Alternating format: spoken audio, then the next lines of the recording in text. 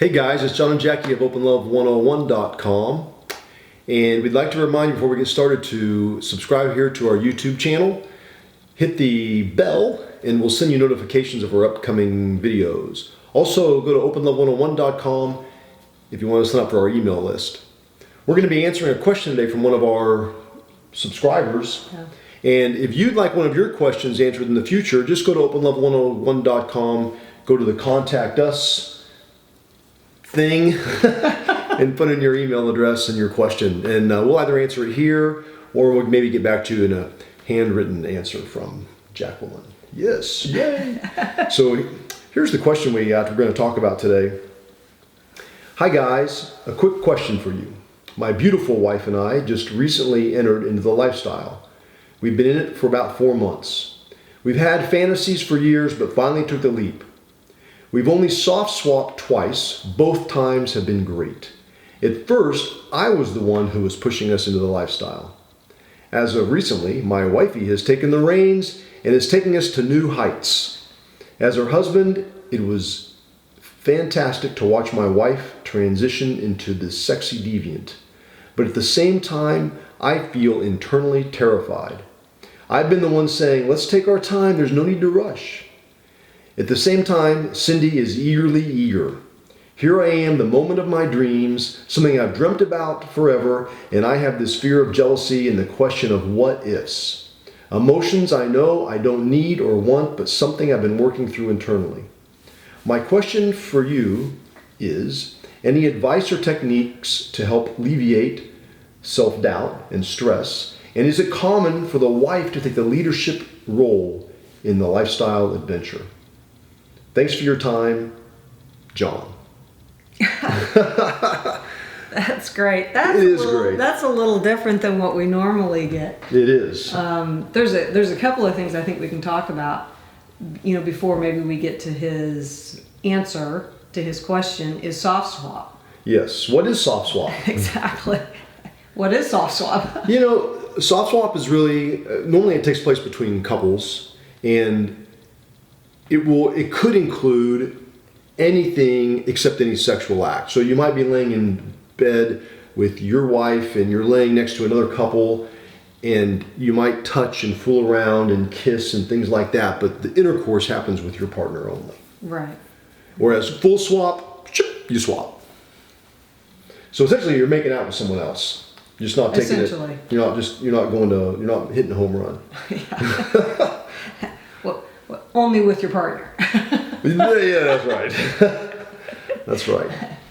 The other interesting thing, it's funny because I'm gonna shoot down to the bottom of his email to us, was, is it common for the wife to take the lead, in the lifestyle? And that's that's another great myth that's kind of floating out there about couples that are involved in consensual non-monogamy or swinging or open relationships, is that it's the guy that's pushing it, and all of these poor women are just helpless in this adventure. And I don't know if that's a cultural thing, that it's hard for us to wrap our head around the fact that women could be all gung-ho about this, and could be much more instrumental in the direction in which the relationship goes with the partner from a sexual standpoint.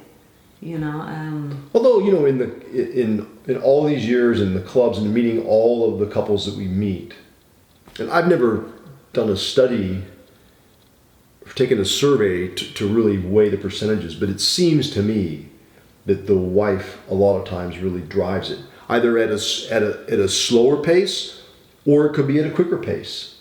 And exactly, and that's what I'm saying. I think culturally or society-wise, it's hard, I think, for people to grasp the fact that the woman is doing that. Yes. So we want to say it's the man's fault because that's an easier narrative for us. The guy's the sexual prowl, and the women are these demure, helpless things that are sitting off to the side. Well, if you think about the responses we get to maybe some press we get or interviews we've done, and you look like on like Daily Mail interview we did there, a story was done on us there, and all these comments are like, he's dragging her into this thing, she Right. doesn't want to do it, and they really do make it sound like I'm twisting your arm. Right. Right. And it's really not that way. It really is mutual. I mean, I would say now, I don't know this for sure either, but I would say 99% of the time, it's mutual. The couples that are in it and stay in it, they both want to try it and see what it's like. Right. And so it's interesting, like he says, oh, this was just my dream. I couldn't wait to do this. In his mind, he kind of had those same stigmas, that he was going to be the one kind of leading the charge into this whole, swinging adventure that they're going to be taking. And he was surprised to see her kind of run past him, like last one in kind of deal. So, I think it was something that, he wanted this to happen, and he was excited about this happening. And I know he had to be relieved by the fact that his partner was so much in agreement to doing this. I mean, that's a great weight taken off of you. But it can still be a challenge when all of a sudden something happens that maybe you're not prepared for. And it sounds like in this case, there were a couple of different things that are kind of going on that he's maybe struggling with a little bit. Yeah, and to his question about the fear, the jealousy, that he's projecting it's going to happen. Right. That's the first thing. I mean, when we're worried about something, we're looking to the future, thinking this is what is going to happen. And maybe in his fantasy play, he's feeling those things. It's not unusual. I think most couples, whether they're in monogamous relationship or a consensual non-monogamous relationship, there is probably jealousy at some time in that relationship. We all deal with it. It doesn't matter what kind of relationship model we're in. And to learn how to overcome it helps to make a stronger relationship. And part of that has to do with how we feel about ourselves. We talk about fears. Well, a lot of times the fears we have are because we feel less than. He mentions that in his note. The insecurities that you have. Right. So it's really important. The first thing to do is to work on those insecurities within yourself. You can and to notice that you're doing that you're turning inward. Yes. You'll find a lot of times when you start dealing with things like that, like fear, anger, jealousy, those are, if you really stop and look, you're going to find that you're not seeing anything that's happening outside of you. Everything becomes about you. How is this making me feel? What effect is this having on me? Me. And that when we have that internal vision, it really keeps us from being able to see the whole picture. We stop focusing on how is this making our partner feel? How is this making our union feel? Mm-hmm. How are we working together? When we start doing having those other feelings, it pulls us away from that partnership. It does. To work together. So that's that can be another clue in too. If you've got those feelings, it's really important to talk to your partner about that, but from the standpoint of your partner being an ally. So you can say, I'm so excited that we're doing this, and I'm so happy that you're happy that we're doing this. I'm happy that we're doing this. Strangely enough, I'm coming up against these feelings. How can we work together to alleviate those? And so part of that would be, if Jack is going to go out on this date with this guy, and he's 20 years younger than I am, he's really, really good looking, he's so well built, he has the body that I've dreamed of having, and I'm a little bit uncomfortable about it. The thing to do is I have to share that with you. I'm really happy you're going on this date. You haven't been on a date in a while, and I can see you have all this excitement. She met this guy at Starbucks, and so they kind of hit it off there and then made the date. Well, so first of all, you met him and I wasn't around, so I don't really know the guy, but you've described him and he sounds like this hunk. And I'm a little bit uncomfortable about it. I don't know why. I don't want to... Is he going to take my spot? Right. And then how would you respond to that?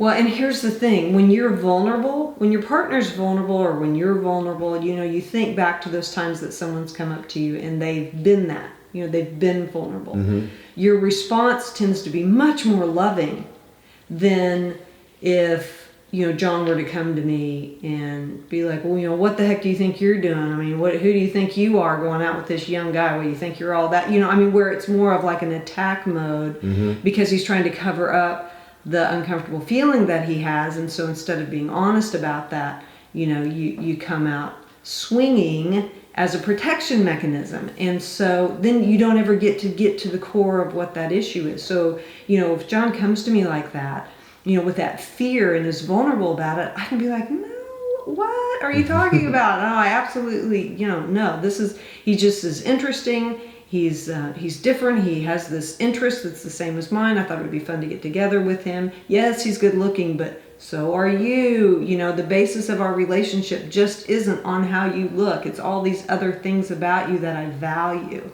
Your input on things, just who you are as a person, all of those qualities. That can be the other thing that we do in fear is we really minimize the relationship that we have, and we try to zoom it in on something specific. Like, you like that other person when you're going to leave me because they have a dimple in their chin.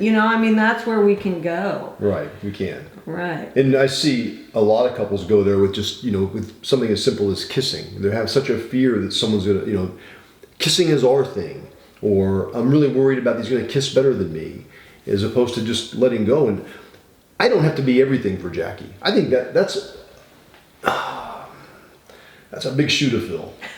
To be everything for you, to be perfect, for provide you with everything that you need and love, and you never have any issues with anything.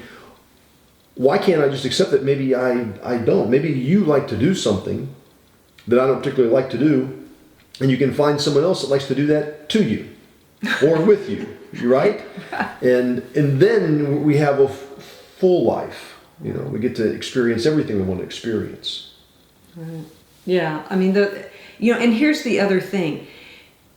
Like John said earlier, it's not uncommon to come up against these things. It's just part of life, kind of the ebb and flow. We may be going along and everything's great, and then just this slight tweak to something.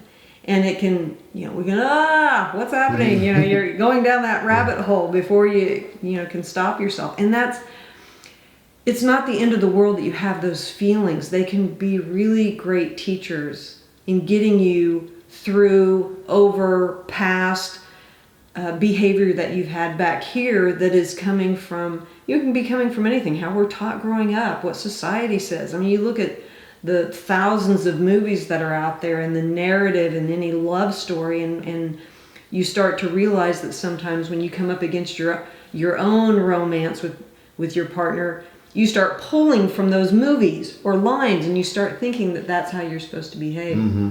So when you come up against things like jealousy, it's just give yourself some patience.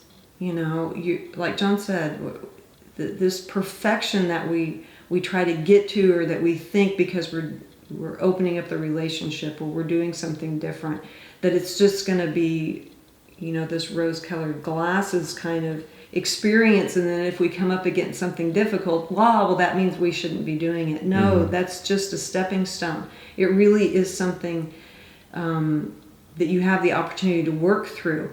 And, you're not just going to work through it once. You may work through it a gabillion times. Well, hopefully not that much, but you do, if you have a fear about something specific, tell yourself, really define it. What's going to happen if she kisses this guy? What do you think is going to be the thing that's going to happen that's going to ruin your marriage? That's true. And then watch her kiss the guy, and then back off and look at it and see what happened. Nothing happened. It made you feel uncomfortable. And then a couple of weeks later, have her kiss another guy again, or wait until she does and have her talk about it or watch it.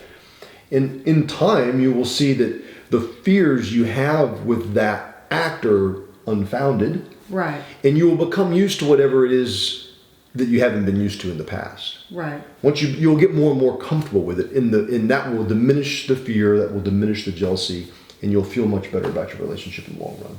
and with yourself that you work through something like that. And it's really challenging sometimes to confront those fears. And that's like I was saying, you know, sometimes we have to come up against our fears more than once. We may have to do it half a dozen times. And it doesn't mean that us coming up against the fear means that what we're coming up against is something necessarily wrong for us to be doing. It's you know, you have to remember you're changing a habit that you have. You know, you're only coming up against something from a habitualized state of mind. I mean, your frame of reference only goes so far. So when you can change it, it can be really rewarding. It sure can. So if you guys would like a question answered, once again, please go to openlove101.com to our contact section and send us an email. In the meantime, see ya. If you like what you see, subscribe below and you get to see more.